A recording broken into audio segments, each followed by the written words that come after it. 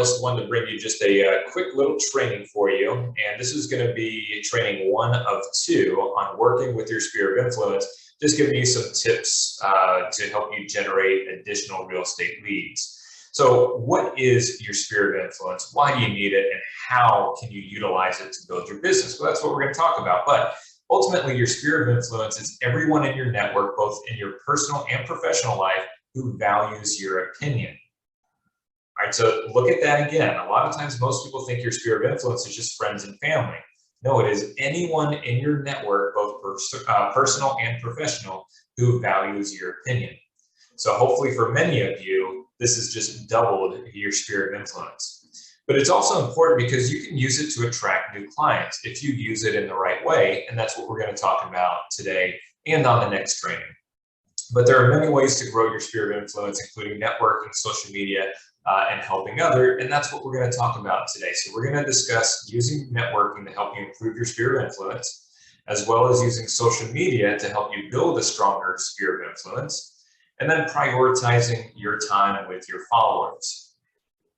So let's get right into networking. So networking events are a great way to expand your sphere of influence. This is a way for you to get out in front of people you normally wouldn't be in front of, to be able to show them who you are, what you do, and connect with them.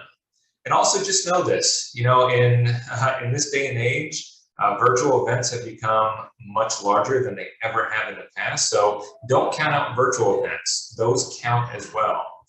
The key to a networking event, though, is not just going out there and handing out your card or trying to grab as many business cards as you can. Because let's be honest, you can grab 100 business cards, but you're going to remember anything about those people? Most likely not. So what I don't want you to do is when you go to a networking event, try and make it how many people can I connect with or talk to in the 1 to 2 hours that this networking event is going on. Okay? Your goal is to actually connect with people. So whether that's 1 person, 5 people, 50 people, everyone is different.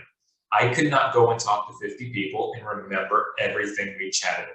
I would probably forget everything. All right, but if I connect with 1 or 2 specific people, maybe a few more, I'm definitely going to remember a lot more about them, and I'm going to create a more memorable and lasting impression on them. So one-on-one conversations is key. Also, just know that when you have a one-on-one conversation, there needs to be some way for you to end that conversation so you can move on to somebody else. So don't get stuck with 1 person the entire evening unless this is a whale of a client who can lead you to, multiple new business. So just keep that in mind. I see a lot of people who get stuck in conversations. They get comfortable with 1 person and never move on.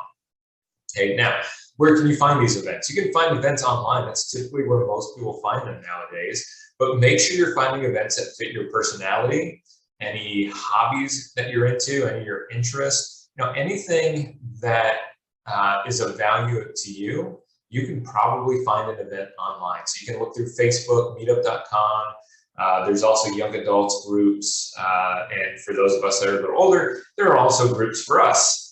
And don't count out church groups. Now, I always say this, if you go to a church group or anything like that, make sure you are there for the right reason. But it is a great way to connect with people and network to grow your sphere of influence. So while you might not be comfortable with going to events like this, the only way to get comfortable with it is to get out of your comfort zone and actually do it. So if you can find events that you actually enjoy, again, based on your personality, your hobbies and interests, it won't be so hard because people will be there for the same exact reasons, and it should be easier for you to connect. Next, let's talk about taking advantage of social media. This is an essential business tool. If you don't have it or you're not using it consistently, I highly recommend it.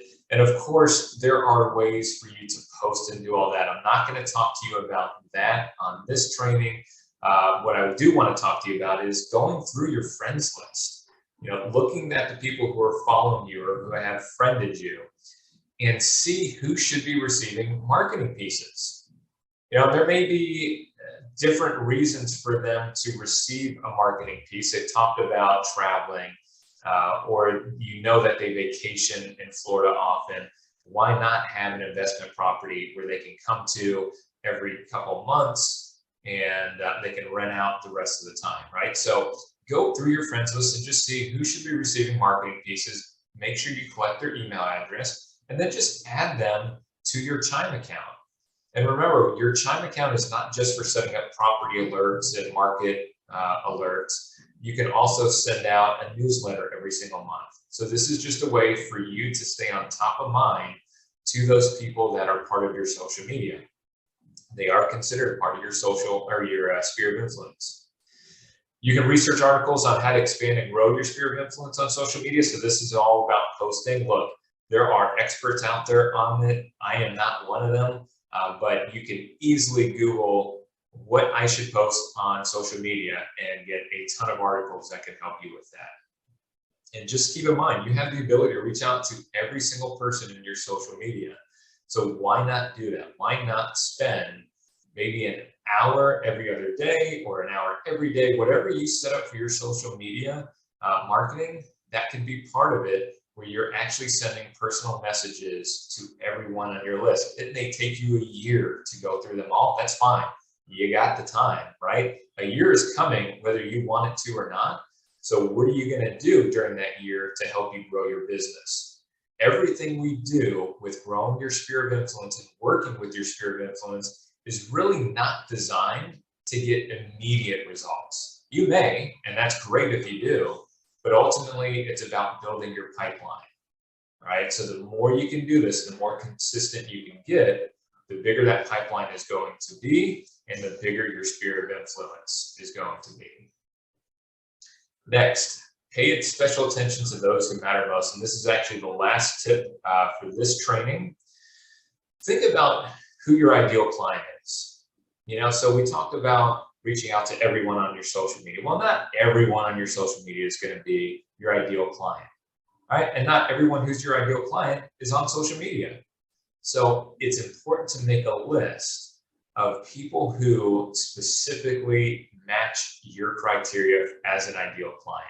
You know, maybe it's somebody that you've worked with before, maybe they're close friends or family, again, or maybe it's that person who travels often and should buy a investment property. Okay, so who are they and who have you not reached out to in a while? Start paying attention to what they're doing. So again, part of your marketing could be on specific days. You're going through social media. Maybe you see somebody who posted a picture of a dog they just adopted. You know, congratulate them, ask them questions about the dog. Be genuinely interested in what they're doing. Also, if you're on Facebook, and this is why I recommend Facebook so much, is Facebook will list everyone in your sphere of influence's birthday. This is probably the easiest thing that you can do, is send them a happy birthday message. So this is something that I do on a daily basis. I'll open up my Facebook page. I will look to see whose birthdays it is, and I will send them a happy birthday message. And if you know me, it's usually the birthday burpees message, right? So it makes them kind of laugh, and usually I get a reply out of that. If you just say happy birthday, they probably have hundreds of people who just said happy birthday. So try and make it a little bit more unique than that. All right, so those are your first 3 tips on growing your sphere of influence. On the next training, we're going to have diversifying your outlets, taking advantage of direct mail marketing, host an event, and going deeper with your sphere of influence. So pay close attention to your emails and Telegram. This is where I'm going to post this information. And if you ever have any questions or need any guidance, guys, do not hesitate to chat. That's what we're here for. So we will talk to you soon. Enjoy your weekend. Take care.